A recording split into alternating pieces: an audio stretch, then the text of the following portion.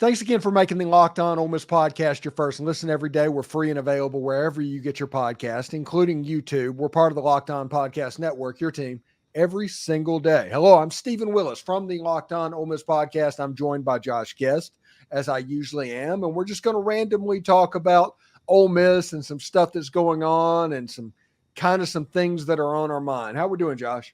Doing great, Stephen. It's a beautiful day here in Mississippi. A little chilly outside, but I must say I got a Jeep, and the front two little square things come off all the time, and they're off today. So just saying, it's a beautiful day. Love to ride with the top down or that part of it off, like some people do, the sunroof, that kind of thing, and just enjoying the weather, man, because it's just great right now. Great springtime weather. Yeah, it's about 2 weeks away until Morgan Wallen 2.0 happens, right? Yeah, and I'll just avoid town that day. Like last year, it was kind of madness. I live out Taylor Road, and last year we came in, and I mean, there were people walking from miles away from campus to get over. I'm talking about decked out and whatever, they're all their country gear to go see him. It was kind of impressive to see their dedication to traverse so far on foot for an event like that. Yeah, and I guess I haven't heard from Keith Carter or anybody, but it's starting to look like things like that are going to be a mainstay type event at Ole Miss. Yeah, I mean, and gets the campus out there, and they do things outside the realm of just Ole Miss, which is not a bad thing at all. And so, the brand, as you say, not necessarily a program, but the brand, the Ole Miss brand is out there, and a pretty exciting brand, by the way, right now is Ole Miss. And so good time to be a rebel, as we often say. Yeah, and we're about a third to almost a half of the way through spring practice so far. What have you been hearing in Oxford? Come on, drop some nuggets of information on everybody. I don't know if I have nuggets, man. It's pretty tight-lipped. I think you got more from afar than I can get here in town. But, just hearing about the 1v1s, Trey versus Trey, Amos and Harris, the Princely Umanmielen and stuff about being developed here was pretty interesting. Pretty directed and pointed comments. But I think all those things, again, that Ole Miss brand, the whole Dart thing, and how Dart played a big part in Princely's recruitment, not just the offense, and how he's you've said it so many times, that magnetic personality. And how it's not just, I'm a quarterback and you're just a lowly whatever. I'm a quarterback and I'm your teammate and I'm here for you and I want you here. I think that's a big, big deal. And especially when it's going to be somebody like Dart, third-year starter. He's going to be the face of the program. And I think everybody's bought in on both sides of the football, the whole team. And so it's really exciting to see that kind of thing. It's exciting about, players like Caden Lee. What's he going to bring to the table? Hearing about Nareel White, again, all the things you've heard, because nothing else is being released except what Lane wants put out there. Mm-hmm. So. Yeah, and they're being extremely tight-lipped and weird. And on after Pro Day, they chose to release some numbers, but not all the numbers, and that was really weird. And so them dealing with the media, it's weird. It just is. And personally, I'm okay with that because, whenever you're not beholding to that access to that, all that stuff, you just don't necessarily have to worry about it. But, like I said, it was pretty weird. They're keeping it pretty tight. But they're going to open it up as spring practice goes on now. So expect to see some stuff Saturdays and Tuesdays and Thursdays, as opposed to just for 10 minutes on Tuesday afternoon. Well, and I think it adds to the intrigue too, because your mind can still wander. You can still have that greatness of what the team could be like. And yes, they may not be a team yet, as he says, but boy, they put together such a good roster, and the talent level is so great. And so I just think the intrigue that's still there, the possibility, the wonder that you can have is just fueled by the fact that you're not able to really see anything. Yeah, and let's change subjects real quick, because the question, Ole Miss baseball's out there. They beat Austin Peay in midweek, and everybody's like, well, of course they did. Well, that's apparently a hard thing because Austin Peay beat Mississippi State twice and they've beaten Auburn once. So they have some SEC scalps this season. Ole Miss was able to win that game and win that game without Riley Maddox, who was a very good midweek type starter. Yep. This weekend, Kentucky comes into town, and Kentucky is 5-1 in the conference, but it's going to be different coming to Swayze Field. Now, I say, when you go on the road, the minimum number of wins is 1. If you play at home, the minimum number of wins is 2. And if you follow that, you're going to end up in the hosting conversation. So I think Ole Miss can take 2 from Kentucky. They need to take 2 because 5-4 is what should have been the goal going into the Arkansas series. Yeah, and that just kind of shudders my soul to say the Arkansas series, as good as they've been this year, they've been really, really good. They dropped the game last weekend, but I don't know how many runs. They didn't allow very many runs at all that first SEC weekend, which was pretty amazing. But, Ole Miss did something nobody else has done this year. They went into Tennessee and won one, and I know that people are going to say, well, you got blown out in 2 games. Well, you know what? It's just 1 L each on the schedule. It's not – they didn't lose 3 times for each one. So if you're gonna give up runs, you might as well give them all up at once, I guess. And they just had to do that twice. But they got the one they had to have, and you really worried when Doyle got in trouble, and then Tennessee took the lead late in that game. But I love the resiliency the Rebels showed in fighting back and taking that middle game. And you just felt like it. I mean, my wife and I were talking as it was unfolding, and we were like, we have to come back and win this game because we just didn't feel good about Sunday. And nothing against Sonye or anybody else. It just, man, at Tennessee, they can hit the ball, man. They can absolutely hit the ball. Yeah. That park is like Coors Field, but smaller. Yes, and the ball jumps out of there. It just jumps out of there. So it's I don't know. And you have the question, how good are they? I don't know. But it's still early. There's still things you can figure out. And we talked about this back when things got started and things went haywire with Hawaii. We're not out of it yet. The whole point right now is not to put yourself out of it.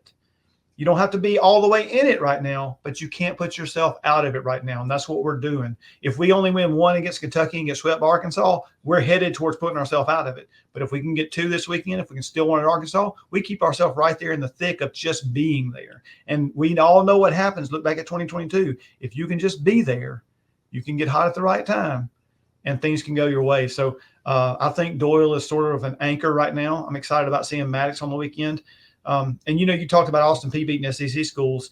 I think 10, 15 years ago, I think a lot of schools played to win those games. And now I think a lot of the bigger programs play those games as development. Mm. And if they want to win, but if they don't win, they don't freak out like the fans do. The fans go bonkers. You let 9 runs score by Austin Peay. What are we doing? I mean, and Bianco will even tell you, I'm leaving people in there right now early in the season. Then we're getting into the season a little bit, but he's still checking people out. How do they respond to certain situations? Because the real baseball starts later as long as you don't put yourself out of it. And folks, we're not out of it by any stretch. Yeah, and there's a certain number of non-conference games you don't want to lose past that amount. And Ole Miss put themselves in a little bit of a hole early in the season. So right. I can understand from that perspective, but I mean, that was an interesting game. I mean, you've got the Governor's Cup coming up. That's going to be a non-conference game. There's always the weird stuff with Memphis as being a possible L every now and then. So we'll see what happens there. Now, to change the subject before I let you go today, I'm actually meeting with contractors right now to build a studio. And to where I can set it up to where there's the main show, the background and the set, and then I switch it over for all my extra videos and things like that. And whenever we're in this thing, it'll be optimized for that. So yeah, I've got a couple of things that are situated, and I mean, it's absolutely nuts that these conversations are even being had, but I thought it would be pretty cool to tell you about that. It's got like we're trying to think of different ways to expand this even a little bit more. Oh, that's exciting stuff too. I mean, that way you have your like you said, your main show set, and then you just swap positions and you have this for interviews and extra videos and all kind of stuff. That sounds awesome. Yeah, it's like I have Sports Center outside the lines and the sports reporters all in the same studio. That's right. And it's just your perspective, I'm sure, of which way you're facing and how it's set up and that kind of thing. Well, I've got a $5,000 camera that is remote control that swivels around and all that. So, and I can program it to wherever I'm at, you can set it up to where it can be in setting 1 over there on that one of the main ones on setting 2 and the third. And whatever it is, the shot's going to be consistent with what I'm doing, but I only need one camera.